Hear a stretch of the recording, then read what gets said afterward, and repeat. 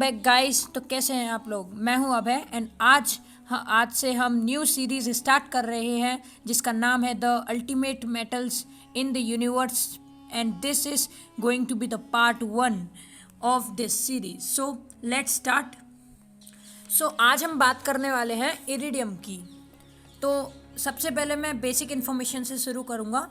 तो इरिडियम को 1803 में स्मिथसन टेनेंट ने डिस्कवर किया था प्लेटिनम के इनसॉल्युबल इम्प्योरिटीज़ में।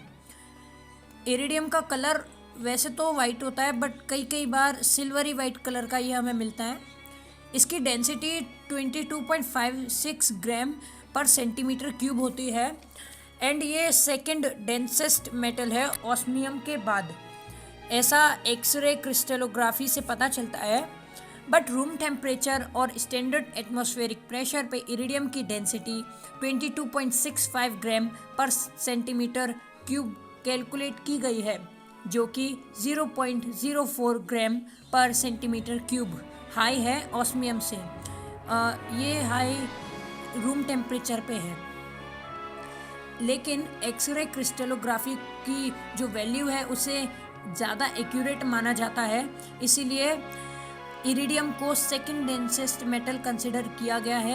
इसकी डेंसिटी का अंदाज़ा तो हम इस बात से लगा सकते हैं कि आयरन की डेंसिटी हम सभी को पता है कि 7.8747 ग्राम पर सेंटीमीटर क्यूब होती है, लेड की 11.35 ग्राम पर सेंटीमीटर क्यूब होती है एंड कॉपर की 8.96 ग्राम पर सेंटीमीटर क्यूब, गैलियम की 5.91 ग्राम पर सेंटीमीटर क्यूब, मैग्नीशियम की 1.74 ग्राम पर सेंटीमीटर क्यूब, जिंक की 7.13 ग्राम पर सेंटीमीटर क्यूब, बेरिलियम की 1.85 ग्राम पर centimetre cube and lightest metal lithium की 0.53 ग्राम पर सेंटीमीटर क्यूब है।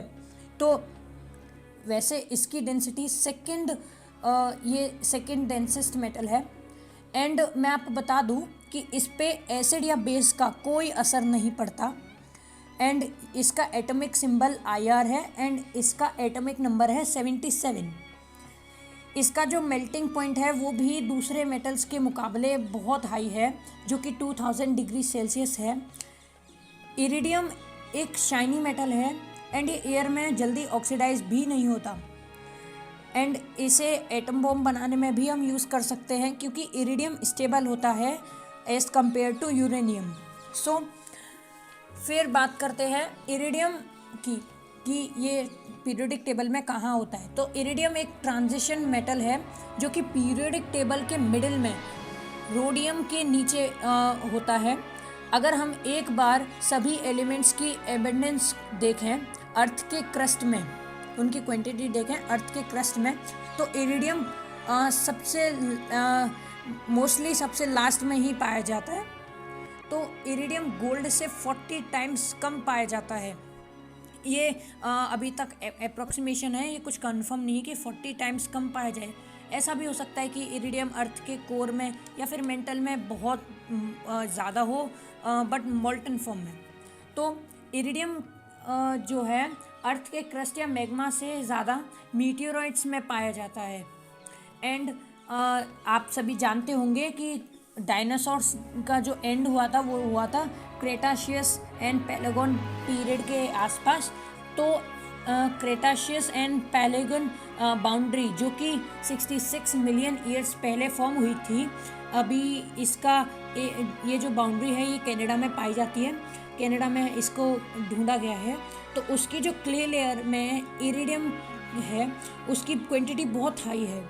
तो ये बात हमें एल्वारेज हाइपोथेसिस, ये एक थ्योरी है जिससे ये सही साबित होता है कि 66 मिलियन ईयर्स पहले किसी बड़ी एक्स्ट्रा टेरेस्ट्रियल ऑब्जेक्ट के अर्थ के टकराने की वजह से डायनासोर्स एंड कई स्पीशीज एक्सटिंक्ट हुई थी और उनका अंत हो गया था। ऐसा माना जाता है कि अर्थ के कोर एंड मेंटल में इरिडियम बहुत हाई क्वांटिटी में है। तो इरिडियम एक बहुत हार्ड मेटल है जो कि 1.5 टाइम्स हार्ड होता है सॉलिड स्टील से। अच्छा, हमने ये जाना कि इरिडियम स्टेबल होता है, पर क्या आप जानते हैं कि कितना स्टेबल? तो आपको बता दूं कि इरिडियम इतना स्टेबल होता है कि वो एयर में 2000 डिग्री सेल्सियस तक ऑक्सीडाइज नहीं होता। इरिडियम बस फ्लोरीन के साथ रिएक्ट करता है, वो भी 600 डिग्री सेल्सियस टेम्परेचर पे। इरिडियम के कंपाउंड्स ब्राउन या येलो कलर के भी हो सकते हैं। ये कंपाउंड्स की बात करी जा रही है, इरिडियम की नहीं, है ना। इसके compounds brown and yellow colour में भी हो सकते हैं। एंड ये वास्का के कॉम्प्लेक्स के जैसे होता है, जिसे ऑर्गेनिक केमिस्ट्री में कैटलिस्ट की तरह यूज़ करा जाता है। एक इरिडियम ही ऐसा एलिमेंट है जो 9 इलेक्ट्रॉन्स दे सकता है, 9 इलेक्ट्रॉन्स जिसमें पाए जाते हैं, एंड 9 ऑक्सीडेशन स्टेट्स के साथ कंपाउंड्स फॉर्म कर सकता है इरिडियम। हमें इरिडियम मोस्टली स्पार्क प्लग्स में मिलता है क्योंकि इसकी स्टेबिलिटी बहुत हाई है। एंड इरिडियम रेडियो आइसोटोप्स को हम radio isotopes thermo electric generators में भी यूज़ करते हैं। एंड इरिडियम की डिमांड इलेक्ट्रॉनिक्स रिलेटेड एप्लीकेशंस में 2.5 मेट्रिक टन से 10.4 मेट्रिक टन बढ़ गई थी सिर्फ 2 सालों में, 2009 एंड 2010 में। And thank you for watching this video. And इस सीरीज़ के नेक्स्ट पार्ट्स भी आएंगे, एंड नेक्स्ट पार्ट्स में भी हम कई सारे रेयर मेटल्स एंड बहुत मतलब अलग अलग तरीके के मेटल्स के बारे में हम बात करने वाले हैं। तो चैनल को सब्सक्राइब करना एंड शेयर ज़रूर करना।